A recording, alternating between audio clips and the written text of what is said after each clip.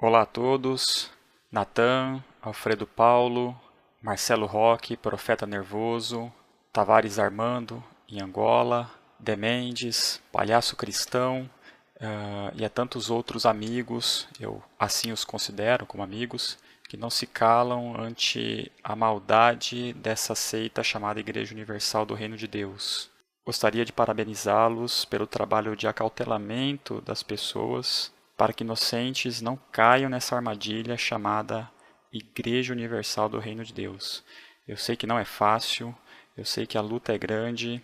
Fazendo uma analogia bem simples aqui, é Davi contra Golias, e todos nós sabemos quem é o Golias nessa história, quem detém o poder econômico, quem detém o poder midiático, quem detém o poder político. E não obstante, fazer com que os que se encontram na instituição abram seus olhos e se voltem para o verdadeiro evangelho, o evangelho da graça e não esse evangelho distorcido, o evangelho da barganha, antibíblico e anticristão. Pus meus pés na Igreja Universal pela primeira vez por intermédio de convite. Fui convidado por uma pessoa próxima e esse talvez tenha sido o maior erro da minha vida. Aliás, o erro não foi ter aceitado o convite. O erro foi eu ter me deixado seduzir por essa teologia absurda que é a teologia da prosperidade. E eu faço aqui o meu meia-culpa por isso. Bem, num primeiro momento, quando você ainda não conhece como funcionam os bastidores, quando você é iniciante, você acha aquilo fantástico. Por quê?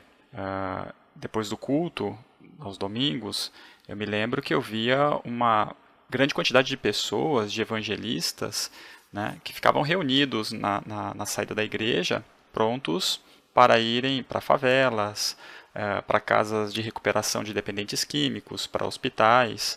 Né, e aí você pensa, poxa, que legal, é isso que se espera de uma igreja. Foi então que eu decidi entrar num desses grupos.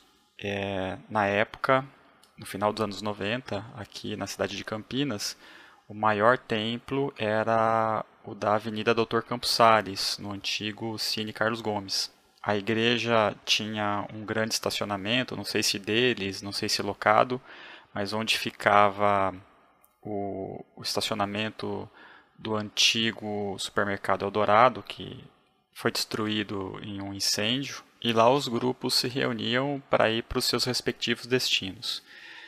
Já nessa época eu percebia que algumas coisas não estavam muito legais, mas você acaba colocando panos quentes, você não quer ver aquilo como uma coisa errada, né? Tem até um nome para isso que eles usam até hoje, que é o tal dos maus olhos. Hoje eu vejo que o que eles chamam de maus olhos, na verdade, é sua consciência. Sua consciência ali martelando, dizendo o seguinte, olha, o que você está vendo, o que você está testemunhando aí, o que eles estão fazendo está errado.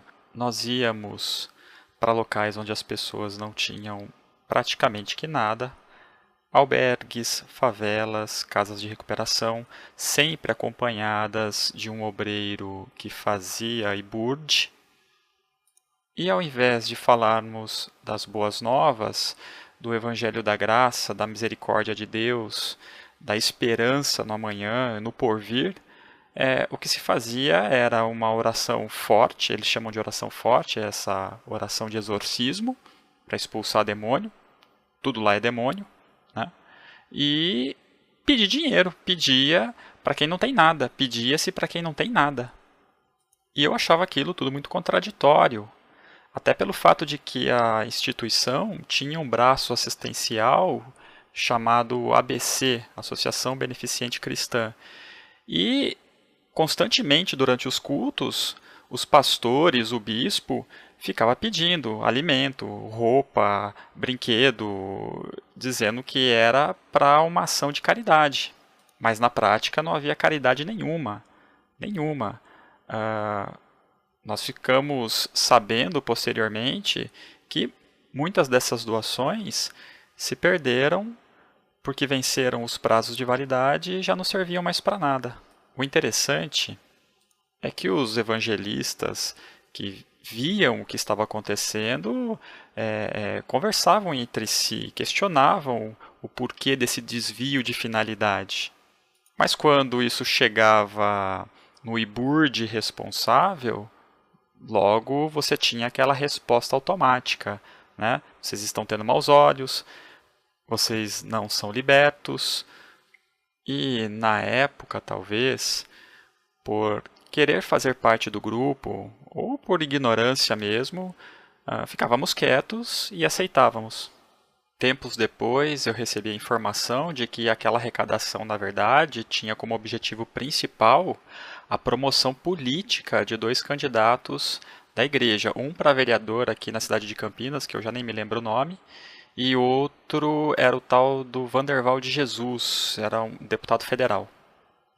Bem, essas coisas me fizeram desanimar. Eu já estava saindo da seita, eu nem ia aparecer mais, até que em 1998 ou 1999, a IURD compra o terreno onde é hoje a catedral aqui de Campinas, na Avenida João Jorge. Antes de ser construída a catedral, o local era a garagem de uma viação, se eu não me engano, viação Cometa. Então, o plano de construção da catedral requeria mais obreiros. Primeiro, porque era necessário fazer uma limpeza lá no terreno. E imagina, era uma garagem de uma aviação, então funcionava a oficina mecânica da aviação. Então havia muitas peças, muito entulho, muito lixo. E quanto mais obreiros, mais mão de obra gratuita eles teriam para realizar esse trabalho. Foi quando que, em uma reunião de evangelistas que sempre acontecia depois do culto, o pastor que era responsável pelos evangelistas perguntou quem gostaria de ser obreiro, quem gostaria de servir na obra, fazendo aquela propaganda enganosa que só quem já foi ex-obreiro sabe como é. E nessa eu fui levantado ao obreiro junto com os demais. Sejamos justos, eu poderia ter dito não. E até hoje eu me pergunto por que é que eu não recusei. Eu simplesmente ignorei o sussurro de Deus. Eu não estou falando aqui de um sussurro audível. Eu estou falando daquela martelada na consciência dizendo: pula fora, pula fora, pula fora que é fria. Eu ignorei. Por um lado, eu me arrependo de não ter seguido minha consciência. Por outro, eu quero crer que até nos nossos erros, Deus tem um propósito. E eu creio que o propósito seja justamente esse, alertar os incautos e inocentes para que não caiam na armadilha universal e despertar aqueles que ainda se encontram anestesiados, que não enxergam a podridão que existe por detrás dessa seita. Vou citar aqui um exemplo. Quando eu estava como obreiro ainda, eu acabei tendo algum acesso aos bastidores da igreja. Por quê? Como eu trabalhava com TI, quando ocorria algum problema com o notebook do pastor, algum computador ali da igreja, eles acabavam pedindo para que eu desse uma olhada para verificar se era algo fácil de resolver ou não. Os pastores, então, eles acessavam sites de pornografia e ficavam registrados no histórico, e eles não limpavam, eles não sabiam limpar.